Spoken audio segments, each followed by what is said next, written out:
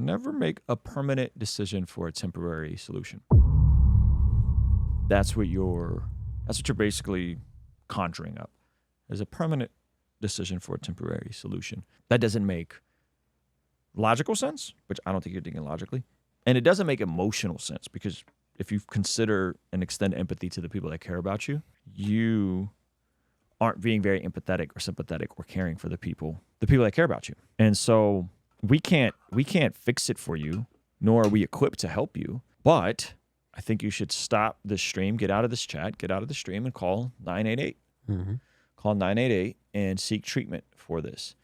Because ultimately what it's coming down to is it sounds like you are desiring, which I would say is probably a combination of a spiritual attack and or some mental illness that you're dealing with, or maybe just a really bad life situation. And you are looking at making a permanent decision to a temporary solution. And that is unhealthy, unhelpful. It doesn't make logical sense, because odds are your life will get better if you really feel like deleting yourself, and doesn't make emotional sense. Like emotionally, it doesn't make sense. They've done a study, it's a documentary about the people who've jumped off the Golden Gate Bridge in San Francisco.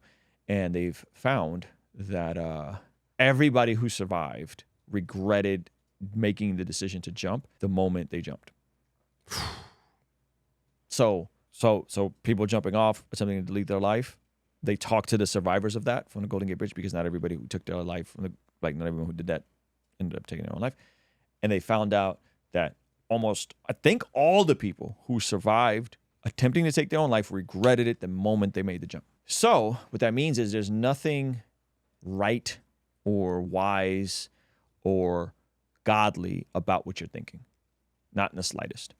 And going beyond just telling you that, here's a resource. Mm-hmm. Here's a resource. Because believe it or not, we're not equipped to deal with this, with you in this regard.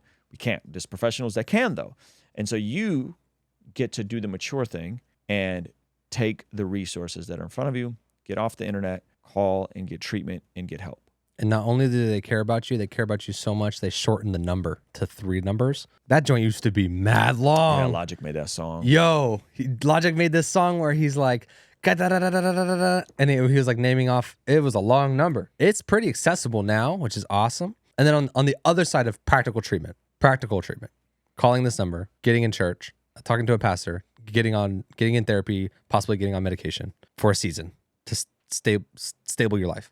Get on medication to stable your life. It's going to help you just for a season. What are the person's like, well, I don't know how to get, even if I call this number and I get on medication, I'm just gonna be on medication for the rest of my life because I don't know how to make my life any better. What are the steps to Christian flourishing you've been talking about? If we just lay them out pretty quickly here for the general understanding of like, oh, here's practical steps I can take. Yeah, it seems like this person is dealing with actual, like a financial breakdown where they're not allowed to be around. Like there's physical needs that aren't being met, which there are tons of physical needs out there. And so once those physical needs are met, meaning you have food, clothing, shelter, you are around people that aren't going to harm you but are going to help you. Once those needs are met, going to the food bank, going to the food bank, calling this number, right? You got to start there. Mm-hmm. You got to start there, and then you got to go and actually do the work. You never make decisions when you're hungry.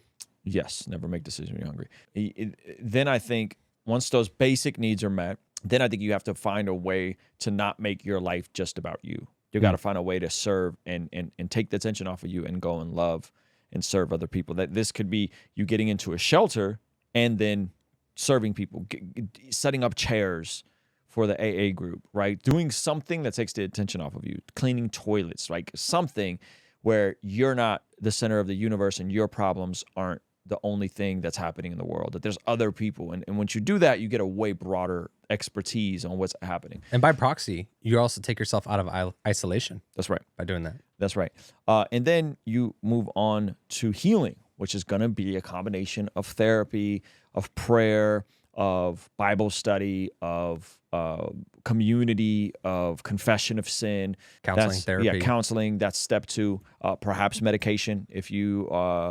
Are you depressed because you're going through a hard time, or are you depressed because you're having a chemical imbalance in your brain and you have undiagnosed mental illness that you may need treatment of a medical kind for a season? All of that comes in healing, right? And then once you get through that, then you need to start figuring out how are you going to provide? How are you going to avoid being in this situation again, right? Because you could do the first 2 steps, but if then you're not taking inventory of how you're helpful and valuable and what skills you already have, that's called skill stacking. Take the things you already know, add new skills on top of it. You can't really do that until you're first healing. Mm-hmm. So many people are just trying to skill stack and learn new things, but you can't really do that unless you're first healing. You're healing, you are in community, you're serving, the tension's off of you. Then you're skill stacking. After you're skill stacking, take an inventory of relationships. What relationships you have? What relationships you have? What are you? Who are you connected to?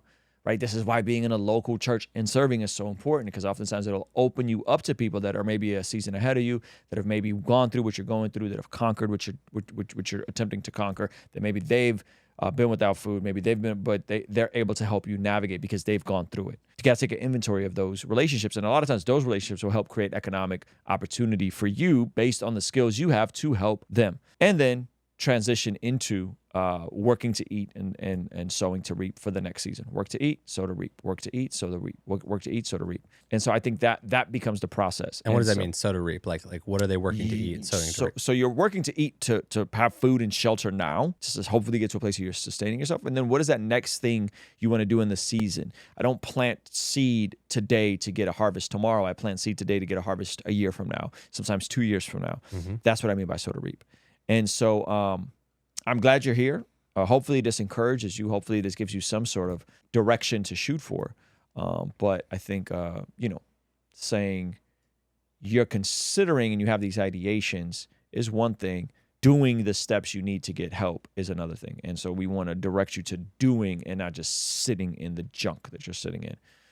Because it doesn't serve you well in the least. It doesn't serve your family well. It doesn't serve anybody well. And you're really considering a permanent solution to a temporary problem. That is what deletion of self is. We see according to the Bible that prayer is extremely important in terms of us being transformed from the inside out when we get aligned with God's will. For the Christians watching this channel, I want you guys to implement these spiritual disciplines in your day-to-day life. And the only way I've been able to do this consistently is through writing down my prayers in a prayer journal that does a few things. One, it allows me to reflect and come to God humbly and ask Him to move on my behalf. And 2, it allows me to document my prayers, which ultimately help me remember the very things that I was praying for and see the hand of God tangibly in my life when He answers them. So I would urge you, consider writing down your prayers. It could be in a blank notebook. It could even be on your phone. Or you could check out the one I personally designed and used from my own quiet time and spiritual discipline that I think will be a huge blessing. It's the exact structure and system that I've used for years to pray and be more consistent in my spiritual disciplines. You can pick yours up today by clicking the link in the pinned comment below. All right, I'll see you over there. Peace.